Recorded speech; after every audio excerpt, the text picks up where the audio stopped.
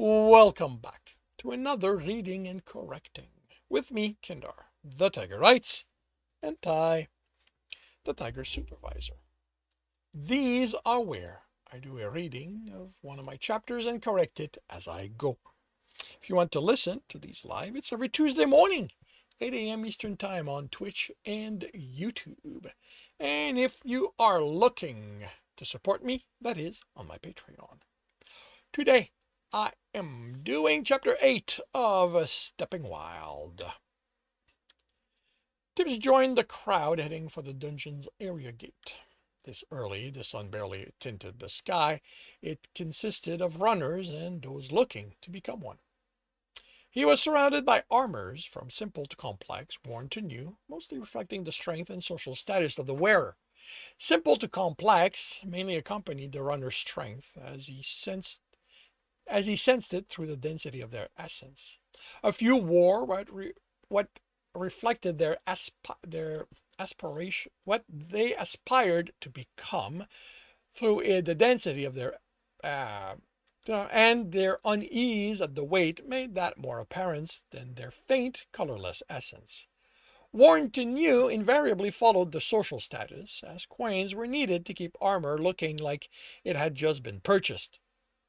He's here, Barricron. As all dungeon cities he'd visited, no one here had the feel of a criminal forced to be a runner. Those were only used to feed a new dungeon, to speed it through its early floors, so it became attractive to those with money. He sensed a few with enchanted item ahead of him and paid attention to the gate's weave as they went through the process of gaining access. A few words and they were in. The weave didn't react. They'd be fine then, he told himself, and fought the urge to rub his left wrist. He repeated it, reminded himself it had been over a decade since the last time an adventurer had sensed through the etching he'd perfected to hide the brand. And he'd been through other such gates and had been fine too.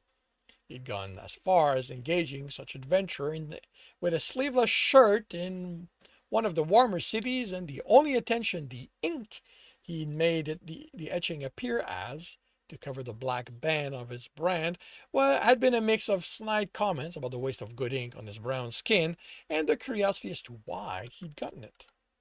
As the adventurers at the gate became visible, the urge to scratch the brand shifting to leaving the crowd.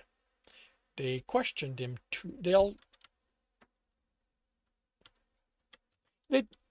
They'd question him too much. One of them would be from Craggle Rock and recognize him, or realize he understood him too well. They'd question how someone without an element could have the language enchantment only the criminals used to feed the dungeons received to avoid the chaos of no one understanding each other. He'd be fined. Reason to enter?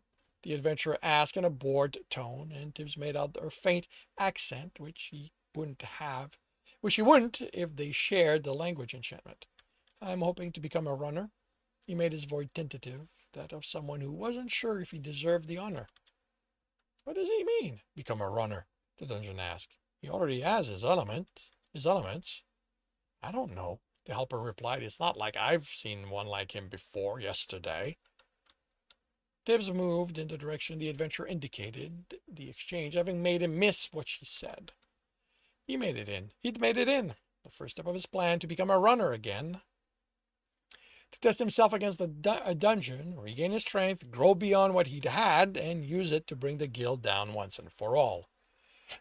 And if anything went wrong, all he'd have to do was escape past trained adventurers, runners, in a gate. He had no idea what its enchantment did, but keeping anyone from crossing it through it had to be part of it. He'd be fine. No one here knew he had an element, so wouldn't be prepared if he needed to use essence in his escape. The knowledge did little to slow his breathing, and that might give him away faster than anything else. Tibbs, what are you doing? The dungeon asked, as Tibbs followed the handful of people without an element towards a building. He almost answered. That's for the easy ones, Barricron continued. Is that an M or an... Is it Barricron or Barricron? Got it as an N here. That's an N there. Yeah, it's Barricron.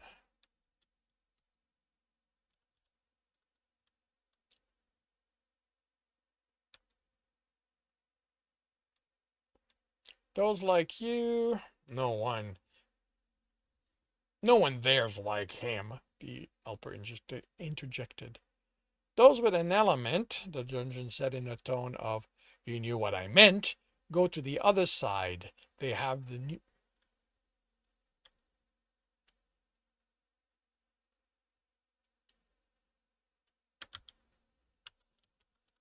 they have the new ones like him decide, fight to decide which floor he'll start from. Tib smiled. He could imagine the glaring at the helper if it was a person like him. The room inside the building was large, but only had one of 9 tables occupied, and the only people, 6, not counting him, lined up before it. Yeah, when he reaches the table, Bertrand said, I'm going to check in on the Hergar.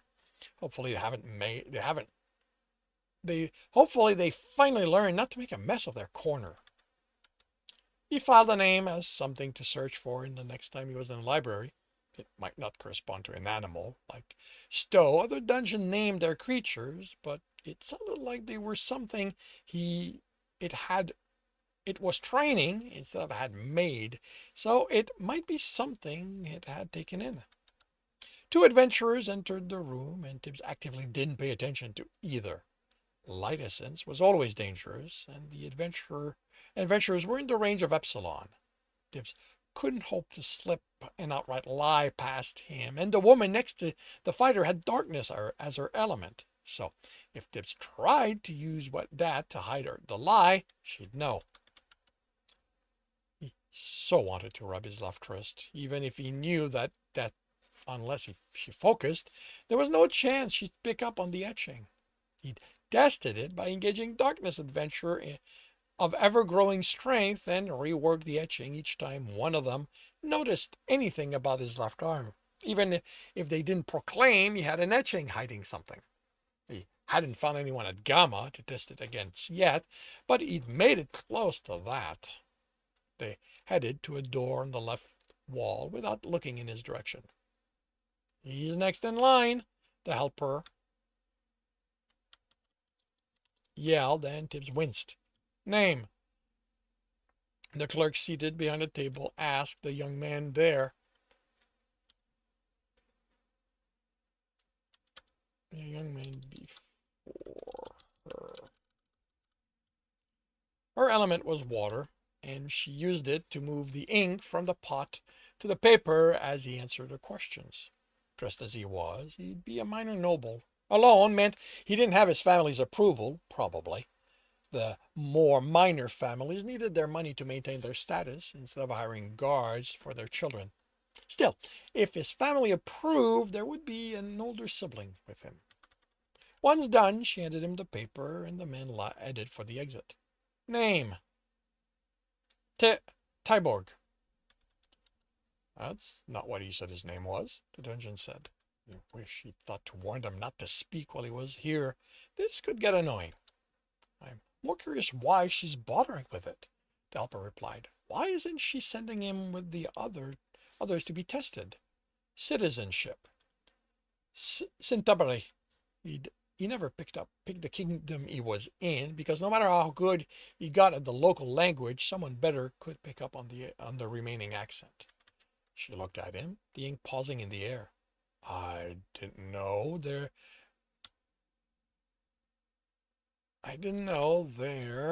was anyone from there with your skin color. Her tone called in question what he'd said. Well, he hadn't expected anyone to be familiar with a kingdom so far from their own. He was ready for it. My mother was from Earthian, he answered in a tired tone, one of someone who had to explain over and over how he could be from there. She escaped the war when I was in her belly and made it to Pokeshish by the time I needed to come out. Is he lying to her? The helper asked. Did he lie to her about his name or to us? He sounded offended. The clerk studied him. I don't know. Maybe he didn't lie at all. Maybe his name is Tibs Tyborg, and he gives one to certain people and the other to others. People can be odd at times. Her frown didn't lighten, but if she had an etching to tell he was if she had an etching to tell if he'd lied, she'd have used it. His teacher had told him that any element could be used through etching to recreate the effect of another, and books had supported that. Tibs had never bothered figuring out how to use water to tell truth from lies since he had light.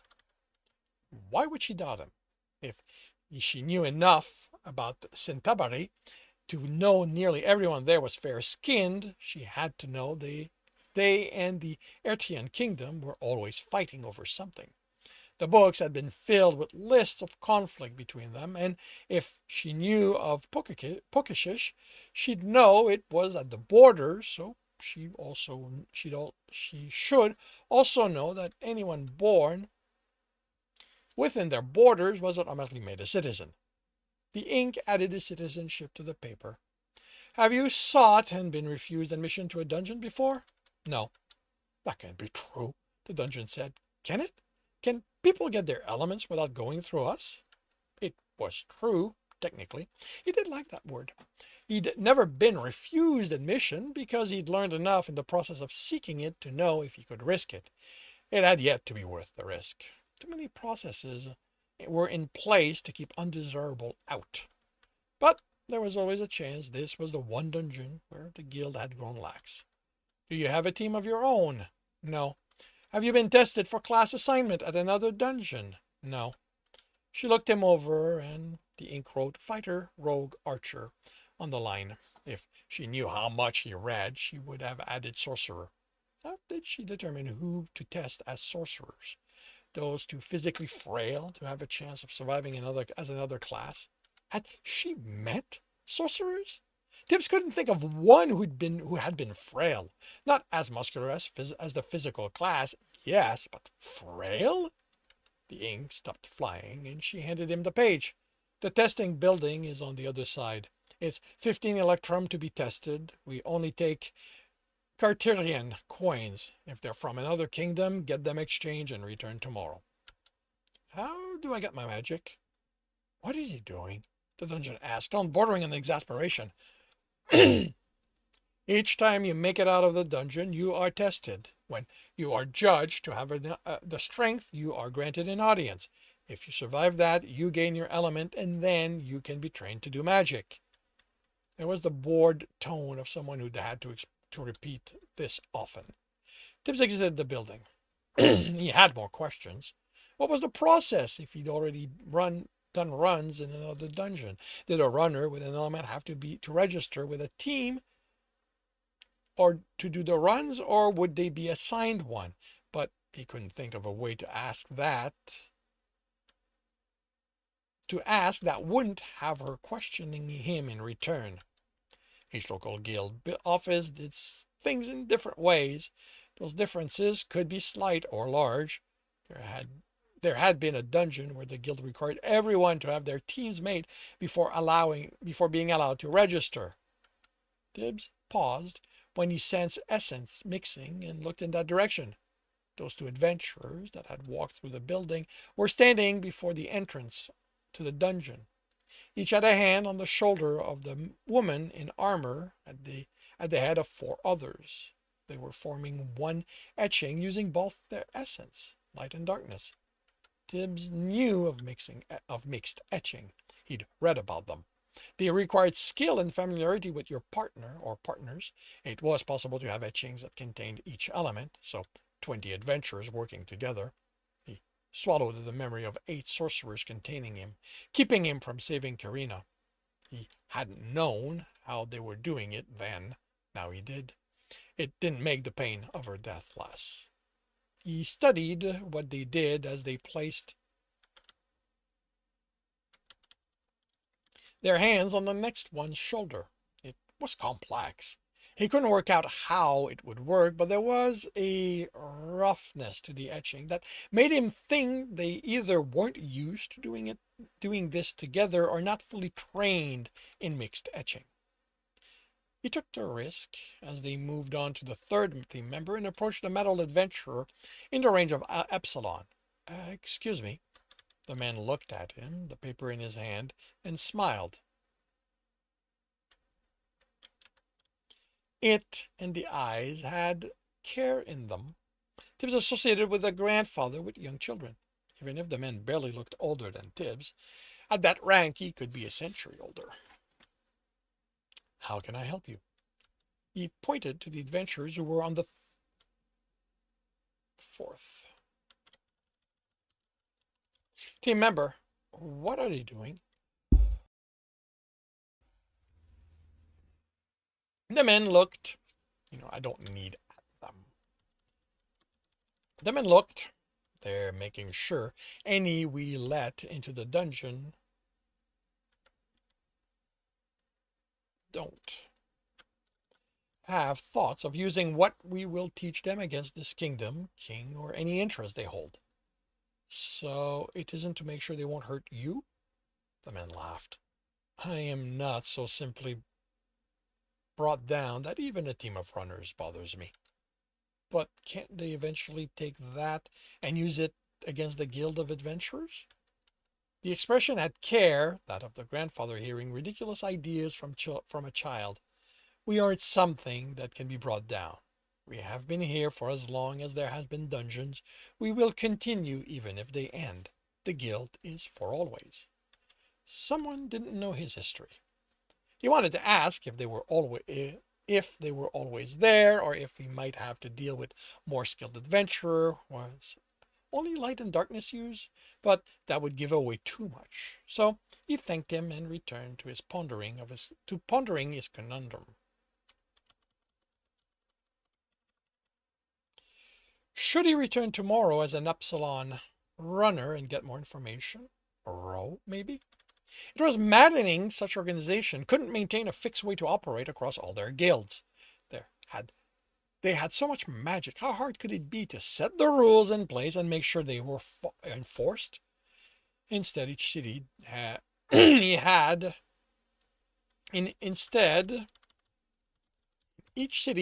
to start from the beginning, take a chance on what role to play, and hope he could bluff his way past people with magic and training in working out who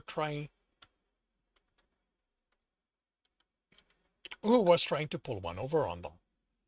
And returning as someone with an element had its risk. If the clerk recognized him, or the guard gate, or anyone else, he'd be in deeper trouble than he wanted to deal with. This felt like the closest he'd been to becoming a runner. He wasn't worried about the audience, although he wondered how they'd react to him being strong enough for it after only one run. But there would be time wasted while they made the arrangement for the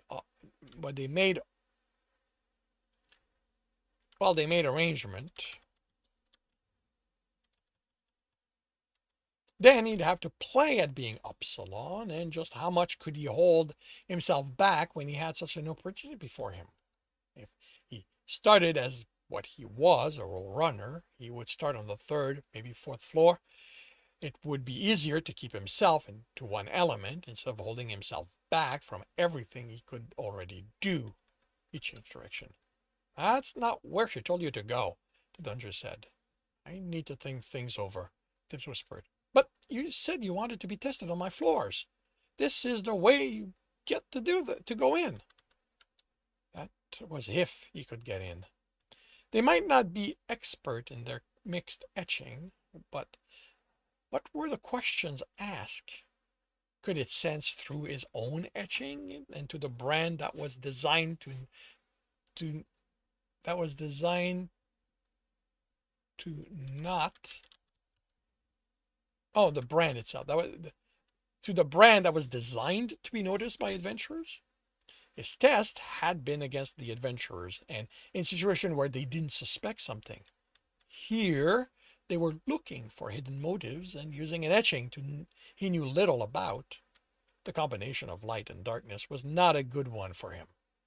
Would any of the stories about his ink fool both of them, if questioned?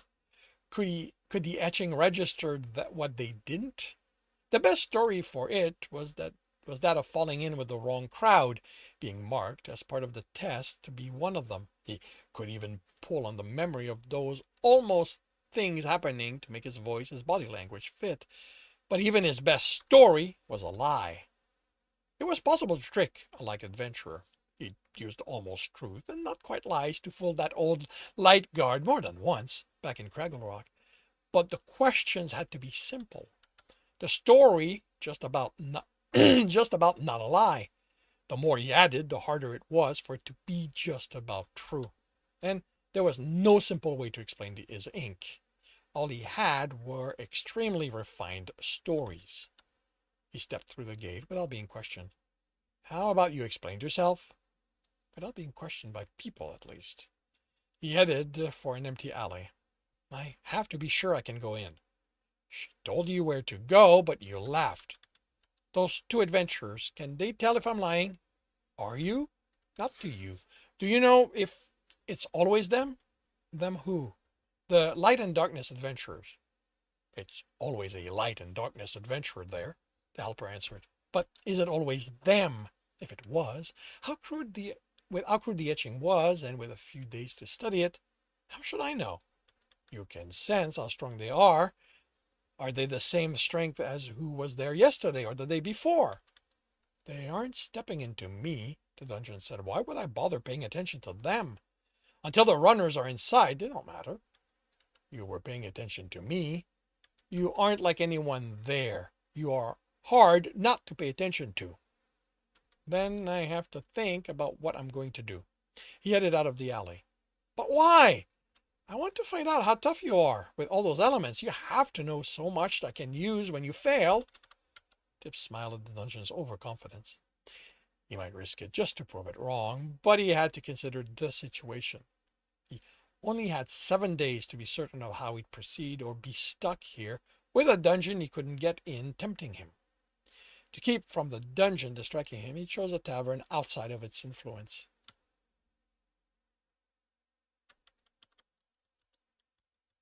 He nearly laughed at as the unseen bar started singing, but he already paid for the ale and was almost at the corner table. It's not his yet. At the corner table. Would it always be those two adventurers? Would their replacement be stronger, weaker? If they weren't skilled, this could be used as training. It wasn't like the guild cared all that much about what someone might use against a kingdom, no matter what they claimed. And they also couldn't know what someone would actually do. All Light could do was say if a person was lying now, or if they intended to change their minds. They'd need Void for a chance to know what they'd do at a later time, and none of the books he'd read had addressed that had confidence in how good those predictions were. And darkness only lent affinity to finding secrets. At Epsilon, she might be skilled enough she'd know he had secrets, but who didn't? Could she know the kind of secrets he harbored? He'd only been able to know that when he was able to suffuse himself, and moving that essence to his node of sight had not been pleasant. Would she do that? He hadn't sensed it happening. Time, he decided, would be the determining factor. He'd study the etching they used, and let me tell you of the light fingers. Tibs was up. The hero of Craggle. He headed in the bard's direction. The savior of rocks. He was going to. Of a hero turned dastard. He made her out, seated at a table, smiling. Of one child turned villain. He slammed the silver coin on the table hard enough she startled into silence as the ale in her tankard sloshed over the rim. Sing about someone else, he snarled. No one gives a fuck about someone like that. And that concludes chapter 8 of Stepping Wild. If you are enjoying this, please leave a like. If you want to know when the next chapter will be up, subscribe and hit the bell. If you want to read this story, it's up for free on Royal Road. And if you want to support me and read ahead of that, it is on Ream Story, where we're about a dozen chapters ahead. If you want to listen to these live, it's every Tuesday morning, 8 a.m. Eastern Time on Twitch and YouTube. Links are in the notes. And with that, I shall wish you a good day.